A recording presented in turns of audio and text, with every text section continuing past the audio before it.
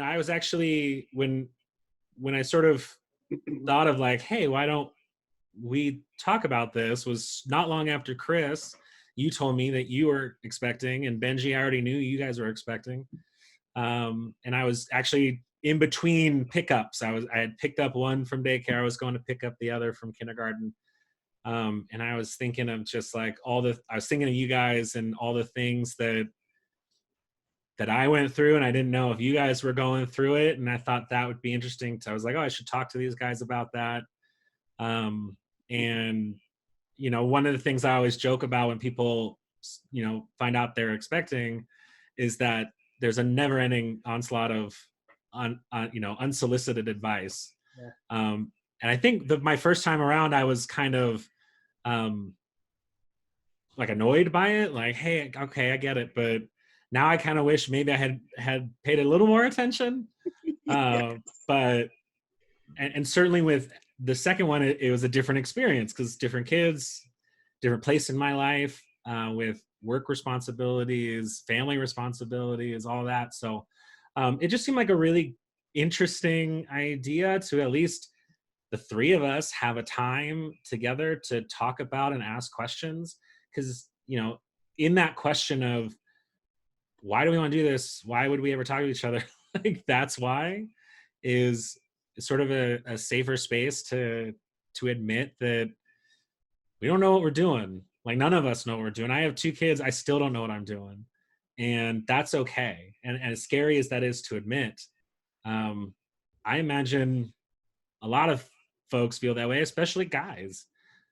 So that's kind of what why I want to do this. Why I thought this would be an interesting exercise, at least. Would be to sort of reflect on my own time, sort of see where you guys are at, give you a space to ask questions. Not that I have any better answers than anybody else. Let's make that clear up front. None of us knows what we're doing, and that's the point. Is we're just going to talk about it and see what comes out, see what we're afraid of, see what we're excited for, see what lessons we've learned as we come through on different tips, tricks, maybe products, because there's a ton of baby stuff out there. So yeah, that's what I hope to get out of this. So I want to do this. Yeah, so I kind of reached out to the two of you. I have no idea why you would listen to me ramble like that and sign up for this. So why are you guys on board? Well, I think that sorry, I'm going to jump in. I think that there's an overwhelming culture of, especially as men, not seeking any help or advice, or even examining whether or not you get it or don't, or are scared or excited, or our American culture doesn't foster in men the ability to collaborate in a lot of ways. And I think that in and of itself is why I'm here, because I know that when I'm living an unexamined life, that it's worse off than when I really think about things.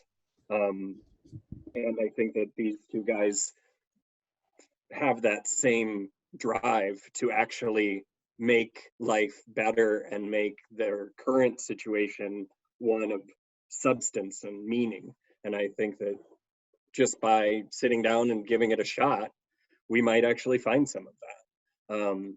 And that's really why I'm here. I just do. I just like to follow people. So no, I don't know. I honestly like. I always like conversation. I always like getting to the bottom of things, and I found that since we started trying and Megan got pregnant, basically the 100% of everything has been trying to make sure she's okay and like taking care of her. So it's like good to have like a space to like just like take a breath and talk about like guy stuff, because like my wife is older, so we're going through what I think is, we need to find a better term for, but what they call a geriatric pregnancy, which is ridiculous. Yeah, Us too. Which is insane, especially because it's over like 35, right? Or something. It's just so stupid to call it a geriatric pregnancy. But So Kateri was over 35, just barely over 35, like maybe like 6 months when we had our first daughter. So she was even older when we had our second. But the first time the term geriatric pregnancy came out of somebody's mouth, like a doctor's mouth, I was probably like more surprised because I was like, what's gonna happen here?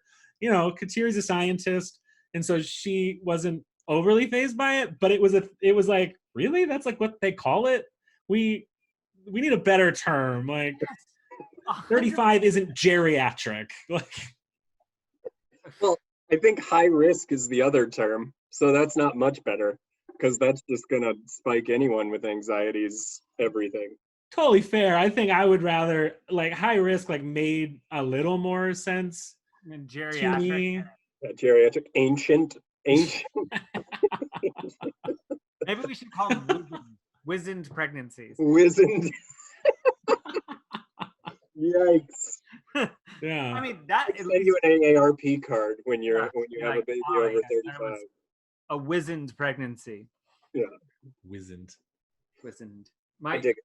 Megan is actually a part of a Facebook group, which we can get into how much I hate those later. But she's a part of a Facebook group that is like pregnant moms over 40 or something like that. And one woman just posted she just had a baby. She's like 58 and just had a baby. Nice.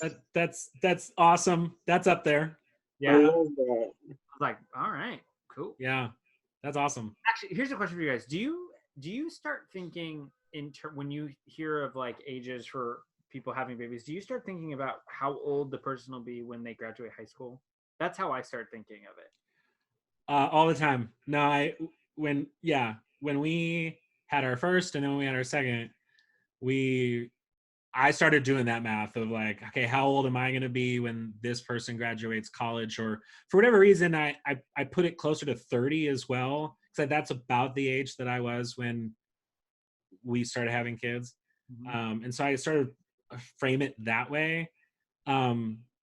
Lately, I've been framing it in that way just because now it starts to frame towards retirement, like how old they be when they're in college or like when they graduate college if they decide to go to college, so that when can I retire, like I've gotten older and I've gotten perhaps a little more adult mindset. But what are you saying, Benji? Is that why that happens? Because like eventually you might want to pay for your kids' college or something like that. And so then you want to be able to retire after you pay for your kids' college. Is that the generalized vicinity of why people are like, how old are you going to be? Or is it just like you don't want grandpa in the back at your high school graduation being like, that's my boy? Yeah, when I first started doing the math on it, was just like, yeah, like how old will I be? Even though no time is guaranteed, but like how old will I be? Will we be able to have a relationship like as adults in that time frame in a way that I have with my parents? And now it's more the second one where it's like, okay, I have about this much time left in my career, assuming I don't win the lottery or come up with some side hustle that pays off or whatever. But so yeah, it's both, but one is more recent because I've gotten older and closer to that age. So I guess I go reverse, to be perfectly honest, because I was kind of a disaster in my 20s, at least like monetarily, and like I was all over the map and things like that. I wasn't very stable. And so like I don't understand how anybody could have a child in their 20s personally. Amen. But I was a mess. And no judgment, right? No judgment to people who do, but like I would so much rather be 70 at my kid's high school graduation and be stable than be 40 and have a lot of life left in a way. So I don't really do the math on people who have babies when they're older, but I'm having a baby when I'm older, Yeah. So, and also there's some sort of judgment that kind of comes inevitably with that math, right? That like there's some perfect Goldilocks time to be having a baby. When you're like checking time periods and things like that. it doesn't seem particularly productive other than maybe fiscally planning, which has never been my strong suit. But I don't know.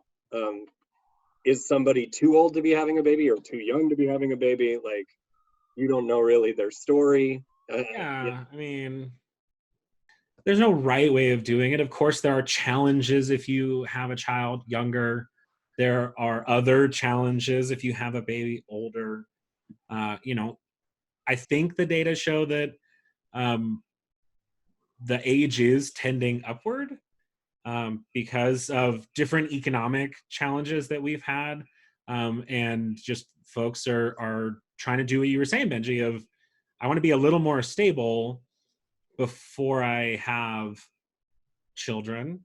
I could be wrong about that, but that certainly was part of our sort of assessment. Was like, we want to have a little bit of ground beneath us, and so it was a deliberate choice to have children later for us, but it also was circumstances as well. Right. And I mean, even if we were lucky enough to get pregnant when we started, we would still be having babies in our older time period. You know, my wife and I have been together since middle school. I wrote her a note when we were 13 years old, and then folded into a football and ran past her locker on a Friday afternoon and threw it over her shoulder. That said, "You're the one that I like," because I've been telling my friends all week that I like somebody. And we've been together ever since, basically, except for one time in 9th grade, which I don't really, whatever. So we've been together for a really long time at this point. We're both 36. So do that math, 23 years or something like that. And so, but we're just pregnant, well, for our second time, and have gone through a really long period of IVF. So even if we would have nailed it the first time when we nailed each other, we still wouldn't be having. And there goes our friendly rough. Sorry. But basically, we were trying to have babies 8-9 years ago, when we were in our upper 20s, and just got lucky now. Yeah, we are doing everything at warp speed. I think we got engaged. It's been less than 2 years, I think, since we've gotten engaged, and already are married and have a kid on the way. So, you know. But you guys are also, you said she's older, you're older. Yeah. It's not like you rushed into anything, or it wasn't an accident. You guys are making choices. Yeah, I know. I laugh because I always had this idea of like how long things would be.